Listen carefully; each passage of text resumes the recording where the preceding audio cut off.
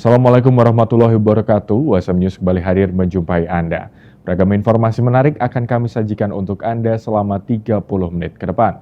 Bersama saya Pandu Chandra dan berikut USM News selengkapnya.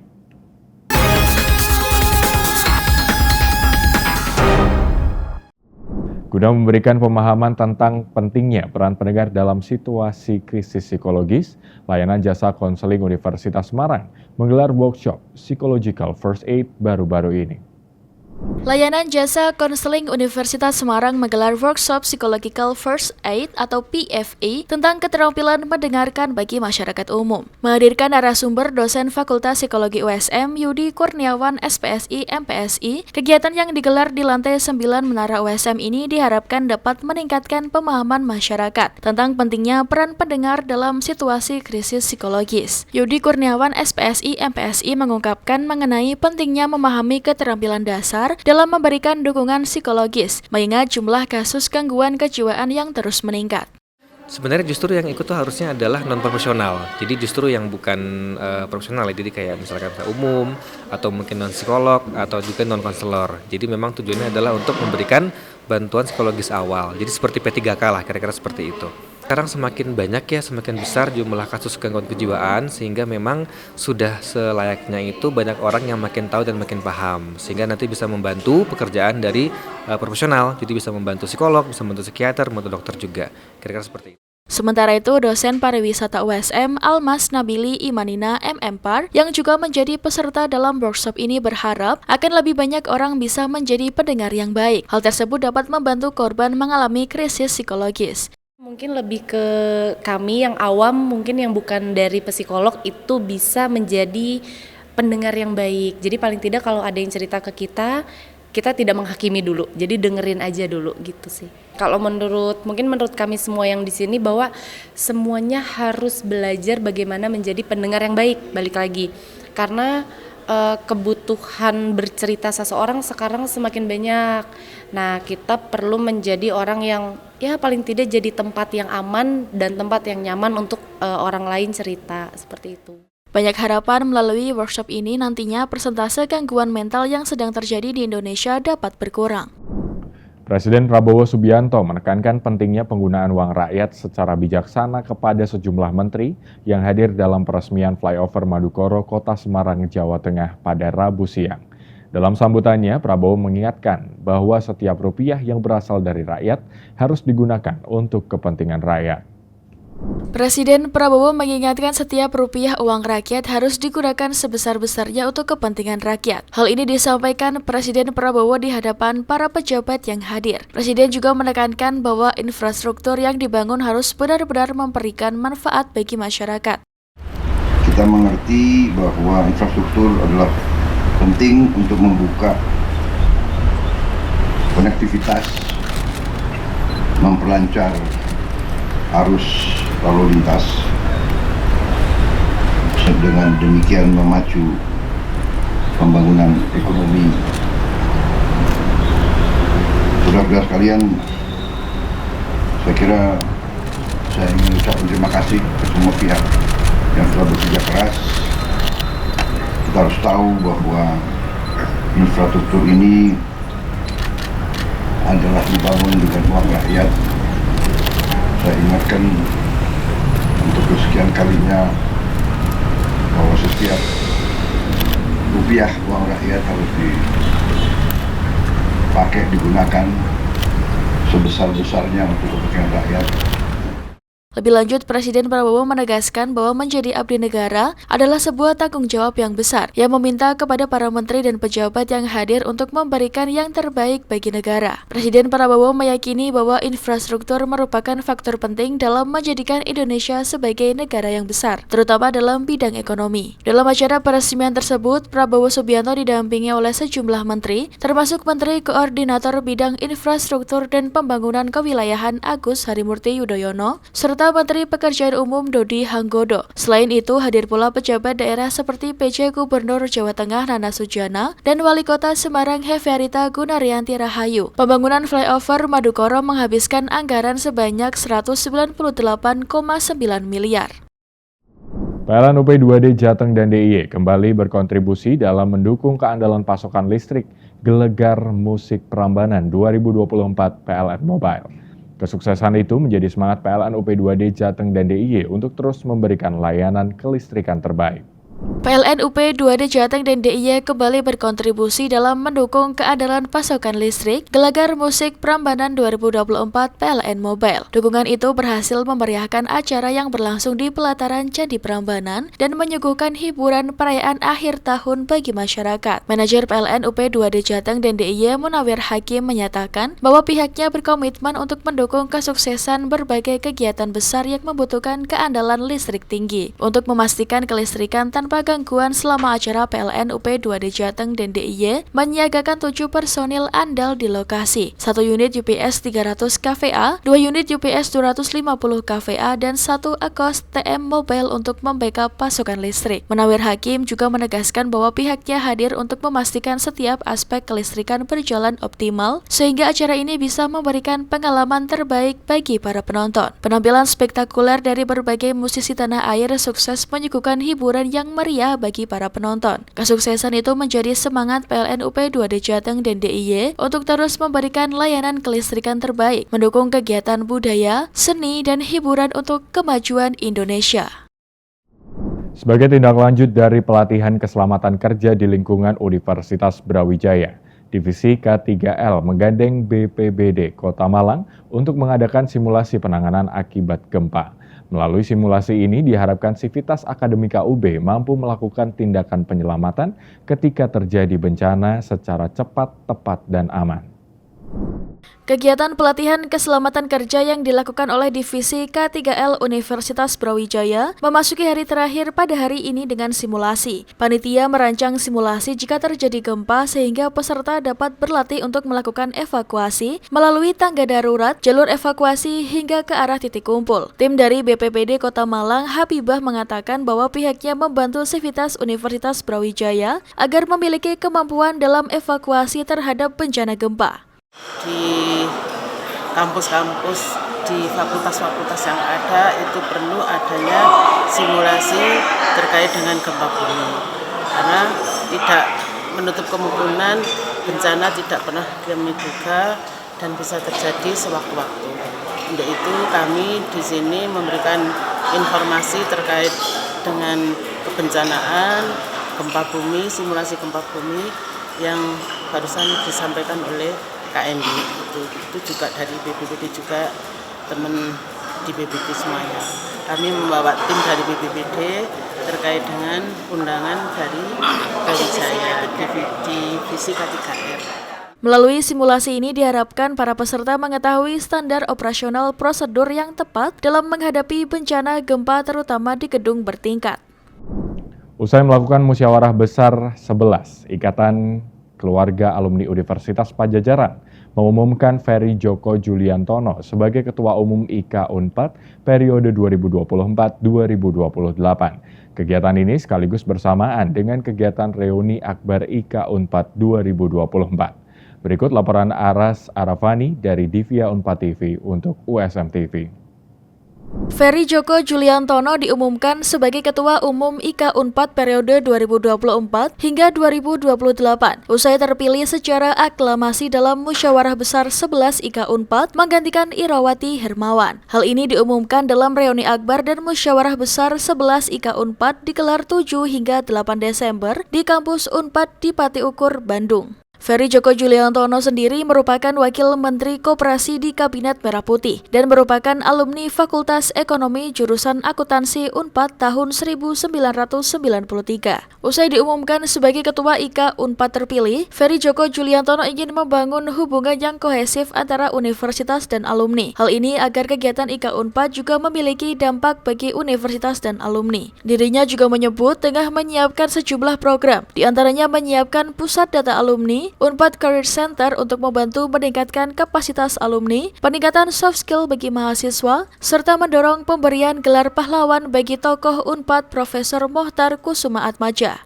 Nanti Desember ini kita insya Allah tuntaskan kepengurusan, kemudian insya Allah Januari kita akan ada pelantikan pengurus supaya makin cepat kita bisa menjalankan program. Tentu ada kohesivitas antara alumni dengan alma mater. Jadi harus ada kerjasama yang sangat erat supaya kegiatan-kegiatan IKA Unpad itu punya dampak juga terhadap universitas, terhadap juga alumni-alumninya. Yang menjadi prioritas saya itu adalah pertama, IKA Unpad akan segera mempersiapkan pusat data alumni yang akan kita tempatkan nanti di kantor IKA Unpad di Jalan Dipati Ukur ini. Kemudian kita akan membuat database, sedang dipersiapkan. IKA Unpad akan membuat Unpad Career Center yang akan membantu alumni-alumni yang ada di BUMN, swasta, koperasi, di NGO, di UMKM itu bisa meningkatkan kapasitasnya. Dan juga di Unpad Career Center ini nanti akan bisa menjadi tempat untuk membuka kesempatan pekerjaan bagi alumni-alumni Unpad yang baru lulus untuk mendorong universitas memberi porsi kegiatan peningkatan soft skills bagi mahasiswa Universitas Padjadjaran. IKA Unpad juga akan melakukan pengabdian kepada masyarakat, kemudian juga membantu alumni-alumni yang perlu dibantu, didukung. Banyak di antara mereka yang bergerak di sektor informal UMKM, itu banyak sekali alumni Unpad, itu akan menjadi concern kita. Tujuannya adalah supaya IKA Unpad makin besar, makin berwibawa lagi, makin dihormati, karena potensi alumni Unpad luar biasa di banyak sektor, banyak tempat, banyak bidang, yang nanti kalau kita bisa mampu konsolidasikan, itu akan menjadi kekuatan yang besar, yang akan bermanfaat bukan hanya untuk universitas, alumni maupun mahasiswanya, tapi insya Allah juga akan berguna, bermanfaat untuk pemerintahan, untuk mengawal program-program pemerintahan dan lain sebagainya. Kita akan mendorong secepatnya pemberian gelar pahlawan nasional kepada tokoh besar alumni Universitas Padjadjaran, Dr. Muhammad Mokhtar Kusumaatmadja, karena banyak sekali andil beliau terhadap bangsa dan negara. Jadi kami merasa bahwa Pak Mokhtar Kusumaatmadja layak untuk diberi penghargaan sebagai pahlawan nasional. IKA Unpad yang baru akan dilantik Januari mendatang, adapun di waktu yang sama berlangsung kegiatan reuni Akbar IKA Unpad yang dihadiri oleh Rektor Universitas Padjadjaran Profesor Arif S. Kartasasmita, para alumni lintas fakultas, lintas jurusan, dan lintas angkatan. Sejumlah kegiatan digelar yakni dengan berolahraga, pentas seni, dan panggung musik. Dari Bandung, Jawa Barat, Aras Arafani di via Unpad TV melaporkan untuk WSM TV. Pemirsa, Universitas Hasanuddin Makassar memperkuat budaya keselamatan dan kesehatan kerja atau K3 melalui program inspeksi rutin. Inspeksi rutin ini tidak hanya memeriksa kepatuhan berkendara, tetapi juga mendeteksi potensi kecelakaan lalu lintas yang dapat terjadi di lingkungan kampus. Universitas Hasanuddin Makassar menunjukkan komitmennya terhadap keselamatan dan kesehatan kerja atau K3, di mana Unhas kembali melaksanakan inspeksi rutin K3 yang kali ini mengusung tema edukasi berkendara yang aman dan selamat. Inspeksi K3 yang dilakukan Selasa 3 Desember 2024 dipimpin Wakil Rektor Bidang Sumber Daya Manusia, Alumni, dan Sistem Informasi, Profesor Dr. Farida Patitingi SHM-Hum. Menurutnya kegiatan ini bertujuan untuk meningkatkan kesadaran sivitas akademika mengenai pentingnya keselamatan berkendara di lingkungan kampus. Jadi K3 ini, K3K sekarang ini ya, K3K ini setiap hari Selasa itu melakukan inspeksi rutin. Tapi hari ini spesial khusus untuk kita menginspeksi dan mendeteksi potensi-potensi yang dapat menimbulkan kecelakaan lalu lintas. Karena rupanya beberapa waktu lalu ini, ya di bulan ini cukup tinggi angka kecelakaan di lingkungan kampus kita. Jadi kita ingin melihat di mana titik-titik yang mungkin berpotensi untuk menimbulkan kecelakaan, itu akan segera dilaporkan kepada pimpinan, lalu kemudian segera dilakukan perbaikan seperti itu. Peserta dalam inspeksi ini adalah seluruh duta K3 dari berbagai unit kerja, baik dari fakultas maupun unit-unit lain di lingkup Universitas Hasanuddin. Selain kepada mahasiswa, edukasi berkendara aman ini juga ditujukan kepada sopir dan pengendara lainnya. Kepala Subdirektorat Kesehatan dan Keselamatan Kerja dan Kesejahteraan pada Direktorat Sumber Daya Manusia Unhas, Profesor Dr. Lalu Muhammad Saleh SKM MKes, menjelaskan bahwa ada 5 titik rawan kecelakaan di kampus yang telah diidentifikasi dan akan menjadi sasaran inspeksi, yakni titik pertama FIB dan Rektorat, titik kedua FEB, FSIP, FH, titik ketiga FK, FKM, FKG Pascasarjana, titik keempat FIKP, Pertanian, Peternakan, Kehutanan, dan titik kelima di Farmasi, FKEP, serta MIPA. Pada program inspeksi rutin kali ini adalah kita fokus pada pencegahan kecelakaan lalu lintas di lingkup Universitas Hasanuddin, karena kita melihat unsafe act atau perilaku berkendara di Sivitas Akademika itu cenderungnya melebihi kecepatan. Jadi unsafe act perilaku tersebut kita akan atasi dengan memberi edukasi bahwa berkecepatan maksimal di dalam kampus itu 30 km. Jadi batas maksimalnya 30. Jadi mulai hari ini pokoknya kita mengajak seluruh Sivitas untuk betul-betul memastikan kecepatan berkendara maksimal 30. Jadi itu fungsinya untuk memastikan kita selalu waspada, tanggap, sehingga kecelakaan lalu lintas yang masih terjadi di kampus itu bisa terhindarkan. Metode yang digunakan dalam inspeksi ini yakni menyebarkan para duta K3 di 5 titik yang dianggap rawan, sehingga para duta ini nantinya akan menegur para pengendara dan memberi edukasi berupa poster edukasi tentang kecepatan maksimal berkendara di lingkungan kampus, yakni 30 km per jam. Dengan metode seperti ini diharapkan kesadaran akan muncul dengan teguran yang terus-menerus dilakukan oleh para duta K3 yang didampingi oleh security kampus. Profesor Lalu pun berharap seluruh Sivitas Akademika Unhas bisa lebih berhati-hati dalam berkendara di lingkungan kampus, serta kesadaran seluruh Sivitas Akademika terhadap keselamatan berkendara di lingkungan kampus dapat semakin meningkat. Andrea Ririn, Karina Rahmatia, Unhas TV. Pemirsa Asosiasi Pohon Natal Nasional Amerika Serikat memperkirakan sekitar 25 hingga 30 juta pohon cemara tebangan dijual setiap tahun untuk digunakan warga sebagai pohon Natal. Tahun ini pasokan pohon relatif aman, tapi menurut pekebun banyak perkembangan yang bisa mengganggu pasokan di masa depan. Selengkapnya dilaporkan tim VOA dari Washington DC. Informasi ini sekaligus menutup perjumpaan kita di hari ini. Saksikan terus USM News hanya di USM TV. Saya Pandu Chandra dan seluruh kru yang bertugas pamit undur diri. Terima kasih. Wassalamualaikum warahmatullahi wabarakatuh. November dan Desember menjadi bulan-bulan tersibuk bagi pekebun pohon cemara yang dijual sebagai pohon Natal. Ini terlihat di sebuah perkebunan milik keluarga di negara bagian New Hampshire. Each year we cut about 15 to 20,000. And of course we plant every year, so we always have the same rotation come along. And we replant every year 20 to 25,000. Tahun ini, kebakaran hutan dan kekeringan kembali melanda sebagian Amerika Serikat, menekan produksi pohon Natal. Di Massachusetts, Mike Smolak memutuskan tak menjual pohon dari kebunnya sendiri karena khawatir mengecewakan pembeli. I do not want to send something at home with people that I know will start getting dry very fast. And nothing worse than a Christmas tree with the needles falling off. Kekeringan juga berdampak pada sebuah perkebunan milik keluarga di Pennsylvania.